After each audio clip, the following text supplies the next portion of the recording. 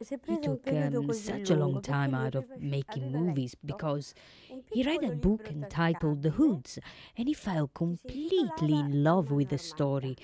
He wanted to make a movie, but he couldn't get the rights for it.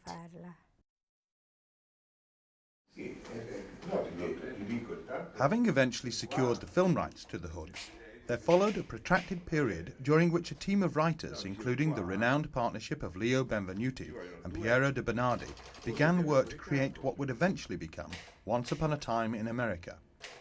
We became involved with it at a late stage, but saying that we were still involved with it over a period of 12 years. I think it must have been the longest script writing process in the history of movies. During the script writing, he was shooting the film in his mind, which made things much easier, when, the film was actually made and shot. Walking up and down aimlessly on the Croisette in Cannes, I see on the terrace of the Carlton Hotel an unmistakable face. Oh my God, this is Sergio Leone. Now, I did not know at that time that he was sitting on that terrace for 11 years, waiting for a guy to walk over, introduce himself and say, may I write a check and finance your movie and produce it? So he was delighted. He said, sit down, have a coffee, and he told me the story frame by frame, literally on real time. I think it was 3 hours and 47 minutes. And I was seeing the movie. And I got up, I gave him a hug and said, I'm in.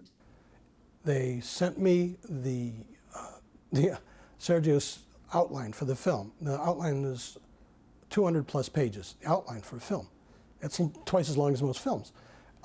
Sent it to me, and I said, fine, I like it.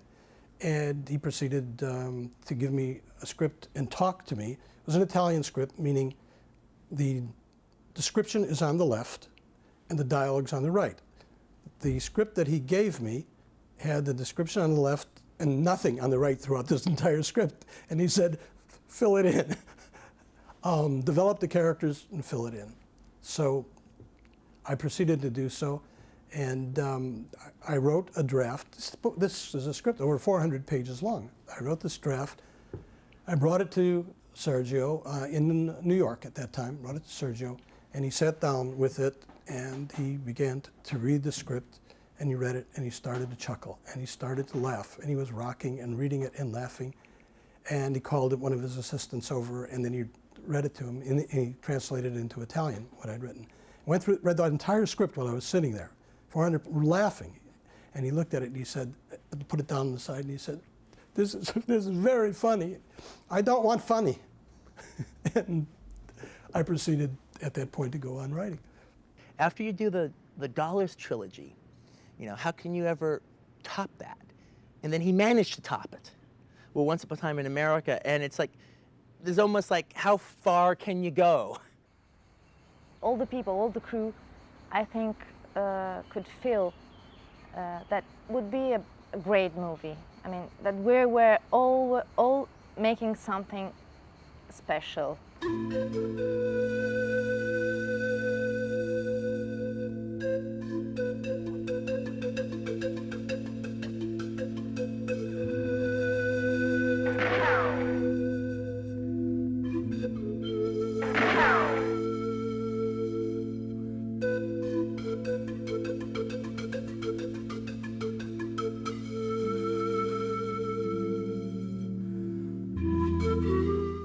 He was very powerful, very in charge. I mean, you knew that this man was in charge of this movie and in charge of every single detail that was going to happen. It was very intimidating at first. Nobody on the set spoke any English, including Sergio. And he knew every look that was going to be in this film before he even shot it. He knew every moment how it was going to play out before he shot it. I remember very specifically him looking at a page in which Noodles, the Robert De Niro character, meets Tuesday Weld in a hospital. And he looked at it and he said, I need 10 more words. And he pointed to a line, Tuesday Weld line. And I said, it's okay, isn't it okay the way it is? He said, it's fine, I need 10 more words. And I said, why? And he said, she's going to walk from here to there, and I want her to talk all the way there. He already knew what the set was going to look like. He knew how far she would walk. He knew where the camera was going to be before a set had been built, before anything had been done, and he knew he needed 10 more words to get Tuesday Weld across the room. He had the vision, knew exactly what he wanted. He would get it every time, and yet he wasn't against being shown something completely different that we might come up with as actors, you know. So he had the best of both worlds going from, as far as I'm concerned, you know, an extraordinary vision, the temperament and discipline and talent to bring it to fruition, and the kind of flexible ego that would allow input from people that would make things even better than he had imagined them if that were possible. And quite frankly, it very often was not possible to make it better than he envisioned. He would demonstrate physically absolutely everything. He was an actor. This man was an actor, and he could act Once Upon a Time in America from start to finish, 3 hours and 45 minutes, play all the different parts and be convincing. That's how brilliant he was. He even had explained and talked to Ennio Morricone about the music so much in advance that 2/3 of the music was recorded, not full orchestra, and playing on the set while we were shooting. It was like amazing. You go on the set and the music is playing already. It was magic. Once we were doing a scene where Bobby gets out of prison and I'm supposed to meet him, and Sergio's on this big crane. We're down in the Bedford-Stuyvesant, or the Williamsburg section of Brooklyn. We're on the street, and Sergio says, oh, it's going to rain. So he's sitting on the crane waiting because he was a big wide shot of the street, and as we come together, the crane comes down and comes right into the two of us, and Sergio wanted to start raining in the middle of the shot. So he was like trying to time the shot, you know, like, I mean, they couldn't get rain machines in because the shot was so wide to begin with. And I thought only Serio Leone would wait for God, like, to have it start raining in the middle of the take, you know, and trust that when he said action, God would accommodate him by, you know, letting the clouds open up. And, you know, much to my, well, actually not surprised, but to my never-ending astonishment of working with Serio Leone, you know, we did the take, and of course, in the middle of the take, it started raining. So there it was, you know. I said, you know, there it is. How are you, Uncle? You're looking good. You're looking a little better. Well, gotta get you off the streets. Everyone has had a big consideration of him, but not only as a director, as a man. I love the thing that he used to spend his nights, I mean, his dinner with everyone. It wasn't a star, never. So we spent nights cooking in the hotel where we were staying with the technical or De Niro or whatever. I mean, it was the same thing. People he loved, people he liked to stay with.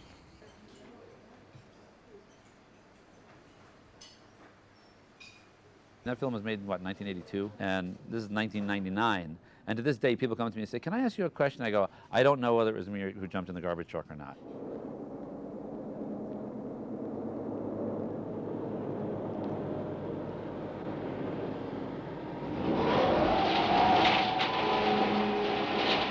And Sergio's answer was, you know, it could be you, it could not be you. And in fact, for that actual shot, we used a photo double, even though I was on the set, because Sergio wanted it to be a little confusing whether it was me or not. And he said, it's like Jimmy Hoffa. We know, but we don't know, but we know, you know. And that's the case with my character. Was he thrown in the garbage truck? Was he shot? There's one thing we know. He ain't coming to dinner tomorrow night, okay? You know what I'm saying? He's not going to be showing up, you know, for the Red Sox game next Tuesday, you know, so it doesn't make any difference, you know, because in that world, you never know, and that's sort of the point. And, I mean, to make a movie that long that rests on that kind of puzzle and then leave the audience consciously so frustrated and yet challenging them to admit that they know what the answer is, even if they think they don't know, is just astounding. I mean, the level of difficulty that he tried to achieve in that movie, that he aspired to, and did achieve, it's extraordinary. I mean, I think it's one of the greatest movies ever made. And forget that I'm in it. I mean, I wish I weren't in it so I could say it more fervently. I mean, it's just, it's an absolute masterwork of cinema. There's no doubt about it. After the first screening in the Barberini cinema here in Rome, the audience was slowly coming out, full up with the movie. After 3 hours and 40 minutes of images, they were completely satisfied, as if they had eaten a big meal. Leone was standing on the opposite side of the pavement to watch the audience's faces as they left. A man recognized him. I was there. He says, "Mr. Leone, many compliments. It was a really enjoyable 3 hours. But tell me, what was the significance of Robert De Niro's smile at the end, looked at from above?" "You must know," says Leone, "the movie starts in an opium den, and he smokes opium in the beginning. He ends up back there. Who knows? Maybe the movie is a kind of..." And before he had a chance to finish, the man said, "Please, Mr. Leone, don't tell me this." And he left, because he didn't want to know that maybe, just maybe, the story of the film was a big nightmare or a dream under opium. A few weeks before it came out, they decided to use the assistant editor of Police Academy or something, you know, to chop it all up and tell it in linear fashion, which is the whole point of how the story is made, was that it's not in linear fashion. I mean, it was the telling of the story that made it such an extraordinary film. And I remember it was a huge disappointment to me and so on, and Sergio had been so great, and, you know, when we were at the Cannes Film Festival, where it had its world premiere, you know, the reviews and the response was so astounding. I remember one article that said, headline said, you know, "Filmmakers cast your films into the sea. Leone is here with Once Upon," you know, it's like, because it was like that. I mean, it just got this 15-minute standing ovation, and then was butchered, and I thought it must have broken his heart. Today, what I would have done, I would have opened it in a couple of theaters, start word of mouth going. I was really, truly naive. I did not know a lot of things. There are 3 versions released in the United States that I know of, and then there's a much longer version, which is the definitive version that's never been shown in the United States. The first 2 versions, which were the initially released ones, which got very, very bad reviews, were not only shortened, but the time sequence was changed. The film is a series of flashbacks to 2 different periods, plus the present, which is 1968 in the film. And by going back and trying to arrange it chronologically, which is what happened when the film was released initially, it doesn't make any sense. Imagine how horribly unorganized the release was, to a point that they forgot to enter Ennio Morricone's music to register. Or Ennio would have gotten Academy Award for sure. It's probably the best score in the history of the movie business, by far. Sheila Benson at the time voted it the worst movie of the year, and then 8 years later voted it the best movie of the decade, which I thought was really interesting. The best movie being Sergio's own cut, the worst movie being, of course, the cut that the studio released. The last time I saw Serge was in Paris, actually. We had lunch at, I don't know, someplace, and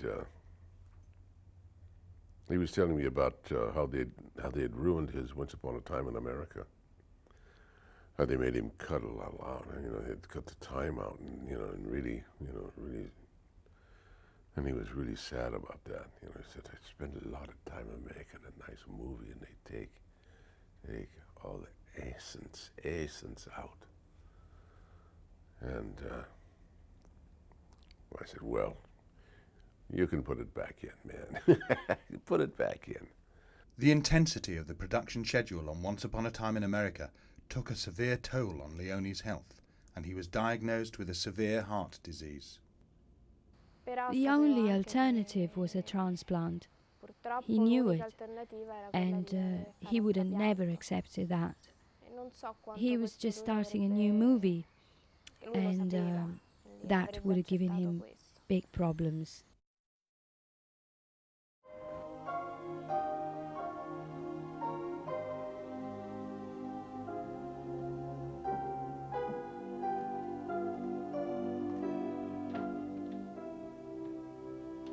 His concentration was so intense on what he was doing, and all his energy went into that project.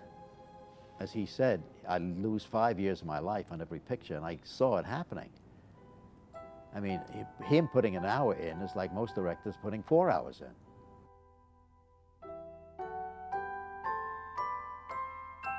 When I first started filmmaking, there was all these little filmmaking expressions I didn't know and anything, and so I would just kind of make up stuff, and that became the expression as far as the term was concerned on the set.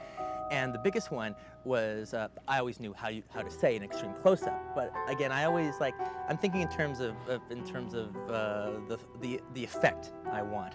And so I'd say I want a Sergio Leone. Okay, so give me a Sergio Leone here. And then when I'm saying Sergio Leone, that's more important than saying an extreme close-up, because anybody can give you an extreme close-up. When I say give me a Sergio Leone, I'm implying the feel I want of it. It's just not an extreme close-up. It's not just a frame.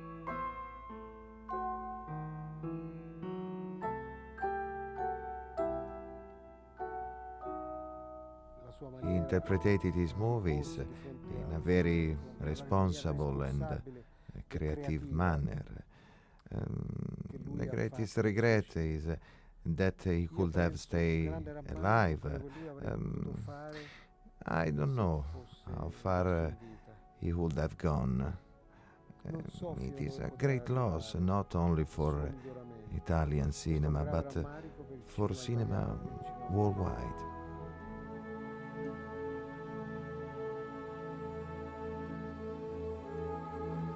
On my deathbed, somebody says, what was the greatest artistic experience you ever had? It was working with Sergio Leone. There's no doubt about it. It was the Everest of my life, And I never got a chance to tell him that because I was too young or confused or too shy to call him up and sort of say it, and so on. And it was one of the reasons I wanted to do this interview is to sort of say it so somebody in the world could hear it.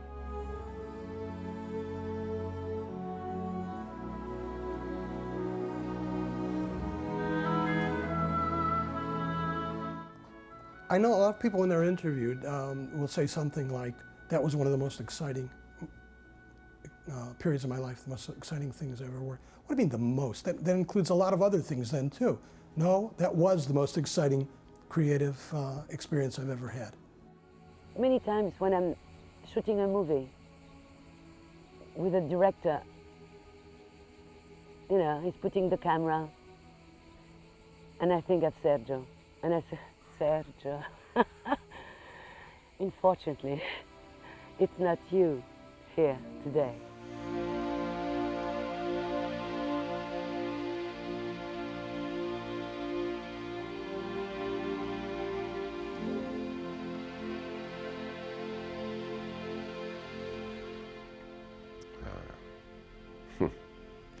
I wish he was still around.